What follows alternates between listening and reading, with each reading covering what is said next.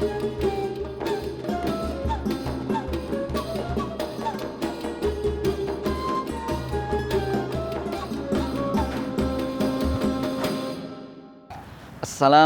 warahmatullahi wabarakatuh. Pemirsa Jateng Pos TV yang berbahagia, Allah Subhanahu wa taala telah berfirman dalam Al-Qur'an, A'udzubillahi minasyaitonirrajim. Bismillahirrahmanirrahim. Ya ayyuhalladzina amanusbiru wasabiru warabitu wattaqullaha la'allakum tuflihun. Wahai orang-orang yang beriman, bersabarlah kalian dan kemudian menjadilah kalian orang yang penyabar dan kemudian bertakwalah kepada Allah. Sesungguhnya Allah mencintai orang-orang yang beruntung. Dari sini kita mengetahui bahwa sabar itu adalah bagian dari perintah Allah dan perilaku, sehingga kita mestinya juga menjadi orang yang sabar. Lalu sabar itu apa? Sabar itu adalah keadaan diri sendiri dalam kita bisa mengendalikan diri dan nafsu kita. Makanya para ulama mendefinisikan sabar, membagi sabar itu menjadi 3 golongan. Yang pertama adalah sabar terhadap ketaatan kepada Allah Subhanahu wa taala. Jadi sabar terhadap ketaatan kepada Allah itu adalah taat ketika kita menjalankan segala hal yang berkaitan dengan perintah Allah dan menjauhi segala hal yang dilarang oleh Allah. Kalau Allah merintahkan kita untuk sholat, ya kita sholat. Allah perintahkan kita untuk puasa, kita puasa. Allah larang kita untuk minum minuman keras, kita tinggalkan. Allah larang kita untuk berzina, kita tinggalkan. Allah larang kita untuk pacaran, kita tinggalkan. Allah larang kita untuk selingkuh, kita tinggalkan. Allah perintahkan kita atau diperbolehkan kita poligami, ya dilaksanakan begitu. Artinya apa?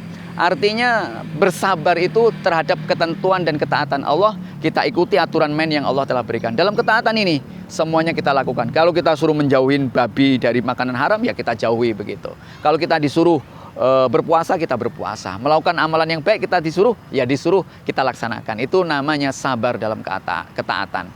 Yang kedua adalah sabar dalam kita menerima ujian. Ini penting, bahwa setiap orang itu akan diuji oleh Allah Subhanahu wa taala. Tidak ada seorang pun yang tidak diuji oleh Allah. Hatta sehingga nabi pun, para rasul, para kekasih Allah pun juga diuji oleh Allah Subhanahu wa taala. Bahkan kita manusia umum diuji oleh Allah sebagaimana disampaikan oleh Allah Subhanahu wa taala dalam firman-Nya, A'udzubillahi minasyaitonirrajim. Bismillahirrahmanirrahim. Falanabluwannakum bisyai'im minal khaufi wal ju'i wa naqsim minal amwali wal anfusi was samarat. Fabassiris sabirin.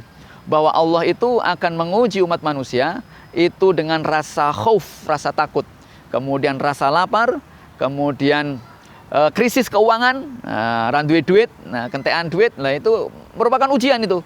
Dan itu pasti dialami orang. Wa naqsim minal amwal wal anfusi, dan sakit, kekurangan jiwa. Ya, semakin tua misalnya giginya semakin ompong, itu persoalan, problem. Atau semakin tidak punya rambut, itu juga problem. Ada orang yang nggak punya anak, itu problem. Ada orang kebanyakan anak, juga problem. Semuanya punya masalah. Yang semua masalah itu hanya bisa diselesaikan dengan as-sabr, sabar. Kenapa? Karena kita sebenarnya hakikatnya manusia itu tidak bisa menyelesaikan masalahnya sendiri. Tidak bisa kita itu. Yang menyelesaikan adalah Allah.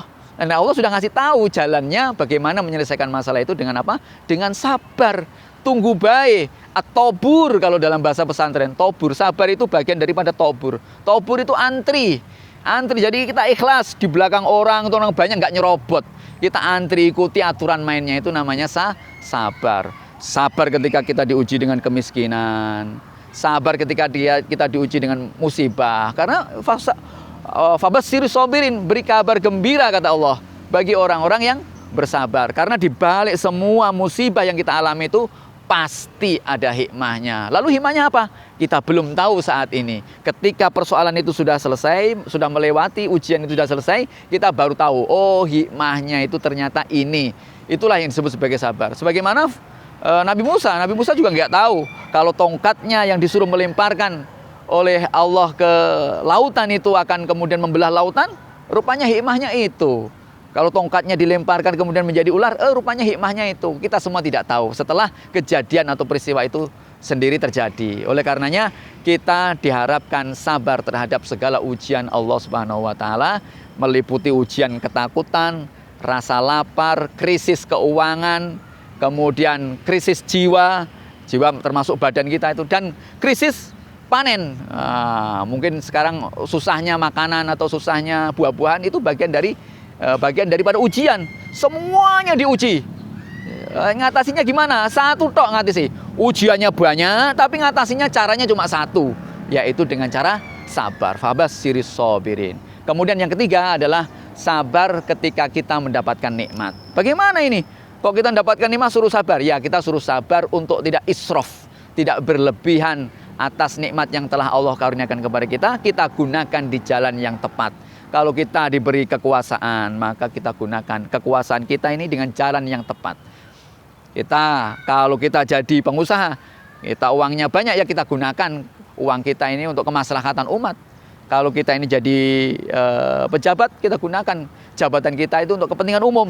Kalau kita jadi apa saja, termasuk jadi buruh, ya kita gunakan buruh itu sebagai amanah kepada perusahaan yang sebaik-baiknya. Itu adalah ketiga hal itu adalah bagian dari sabar. Jadi sabar ketika menjalankan ketaatan, sabar ketika mendapatkan ujian, dan yang ketiga adalah sabar ketika mendapatkan nikmat dari Allah Subhanahu wa taala. Karena nikmat dari Allah itu kita perlu sabari agar kita ini tidak berlebihan. Sebagaimana Nabi Sulaiman itu orang terkaya di dunia. Hingga saat ini terkaya, yang kekayaannya itu tidak ada yang bisa menyamai. Sampai zaman akhir nanti tidak ada yang menyamai kekayaan Nabi Sulaiman.